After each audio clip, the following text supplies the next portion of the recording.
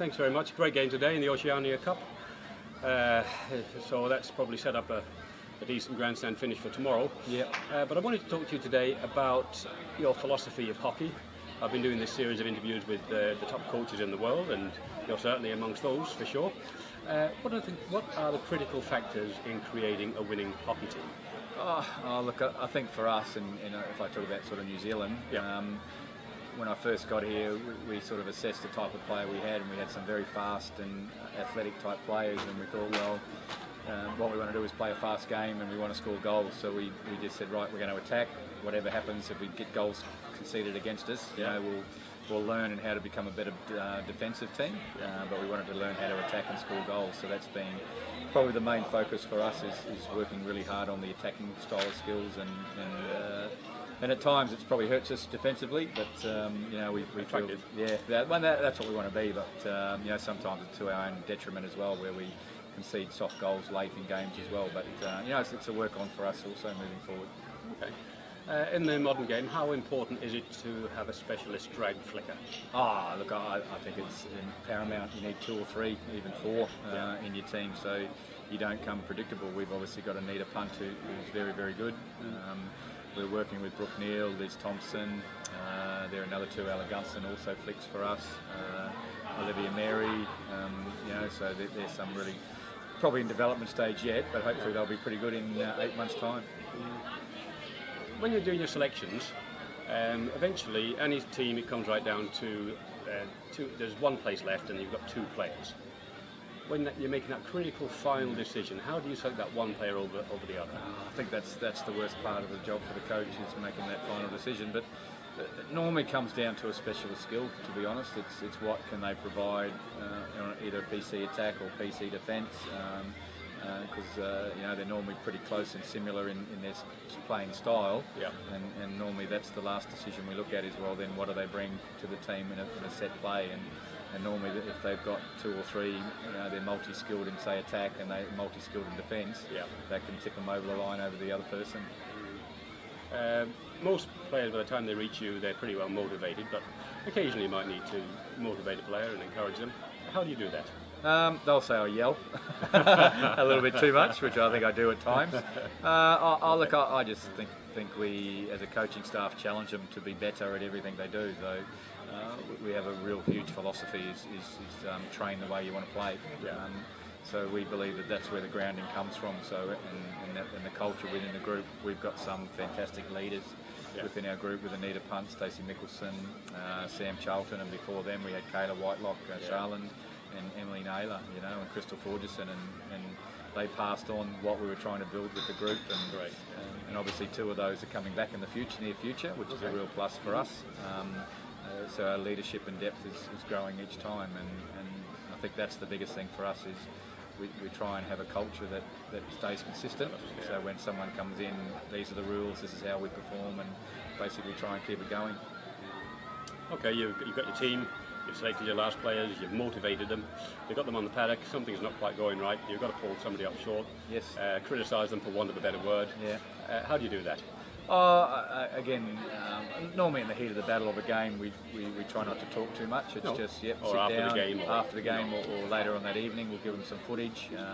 They get a bit a one-pager match sheet after every game that has their work-ons or key areas that we see were important or identified throughout the game, and we'll make just little coaches' comments at the bottom of that, and they'll get that normally the next morning after the game, and it might even have go and watch these clips yourself.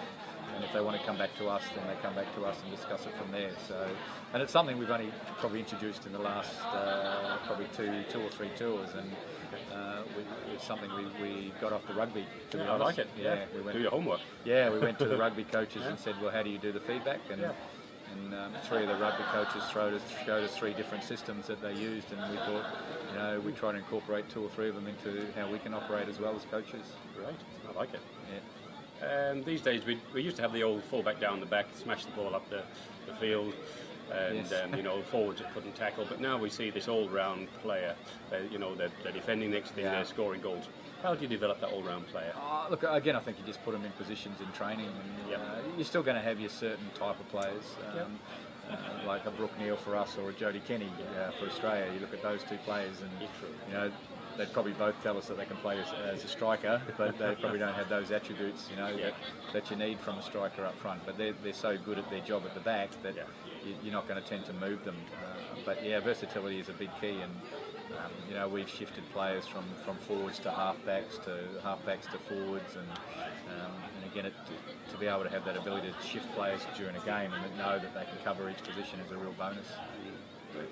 When a player receives the ball, what's the first thing they should do? We talk about forward flow, vision. Even before you get it, know what your options are going forward. So connecting, talking to the people in front of you to receive. But we want to always receive with the ball open going forward, so you know your options. We're not a team that likes to pass backwards too often.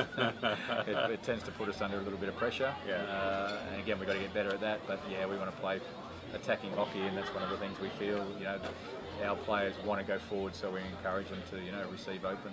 Well, that's going to be my next question. So a forward receives the ball in the attacking 25. Yes. Do you have a rule that sets when they should take on the defender or they should pass it back? Their decision. Again, we want to be an attacking style. We have a structure that we want to play up front. But again, you know, someone like Stacey Mickelson, it's very hard to tell her to, you know, do this, do that, and you don't want to stop her flamboyant, you know, flair that she has. So more often than not, we'll encourage it, and if it's not working, then we'll watch the video later and try and adjust it from there. And the same with Anita Punt, you know, she wants to go, and we don't want to hold her back. We want to encourage her to really have a go. Great, and it works. Yes, sometimes. Well, finally, hockey is, we can watch a video of hockey and you can tell when the game was played just by the rules that are enforced. We see so many rule changes over the years, and well, I think it's definitely improved in my opinion. If you could change something in the game of hockey, what would you change? Anything? Look, I think the trapping the ball over the head's been a fantastic rule. I think the auto pass has been the best rule ever invented for our game. And probably no offside. Yes, and no offside. Those two things, you know, it's sped our game up even more, and that's what we want to see. We want to see the fast, skillful players take off with the ball and go. Look, I think the only thing that could possibly change, and I know when I played 20 years ago, or even longer, we had 2 points for a field goal and 1 for a corner. Maybe that'll put more emphasis on goal scoring. And I know the Hockey Indian League coming up next year is going that way. I'd actually like to see us go 10 on 10, drop a player. And open the field up even more. Still have the no limitations on rotations, but basically go drop a player and make the game even more open. We've sort of brought the game back a little bit to 4 15-minute quarters now, rather than 70 minutes. In a competition like the Oceania Cup, where we've got 30 goals being scored, it's extended the game, but in a lot of games it's actually shortened the game. Is that good, do you think, or would you rather maybe 4 quarters of 20 minutes? Or again, I'd still like to see us 70 minutes of hockey. 17 and a half minutes, I reckon, per quarter, so we don't lose any playing time. And I suppose if you look at over a tournament, you're paying big dollars to go away and play these tournaments now, so you want to get game time or value for money. And you look at over a tournament, you can lose an hour of play compared to 70 minutes now over 6 games. So you know, that's a lot of hockey over that period of time. I look, in the end, I think everyone's adapted pretty well. The coaches, the players, they're used to it. I think some of the teams that are ranked a little bit lower enjoy it because they can flood defences a bit and make it hard. But you know what? We've got to learn to adapt and compete with that anyway, because some of the top teams do it at times as well. So look, I think the game's moving in the right direction. I think we've made some really good changes. I don't think, me personally, I think we don't need five-a-side. No. I think that's the indoor hockey side of it, and it's fantastic. And I would hate to see us lose the tradition of hockey, 10 or 11-a-side type competition. Well, Mark, you're on the road to Rio, as we say. You've got a fantastic team there, very joy to watch, so congratulations on that, and thank you for taking the time today. No worries, thank you very much. And we'll talk some more another day. No worries, thank you very much.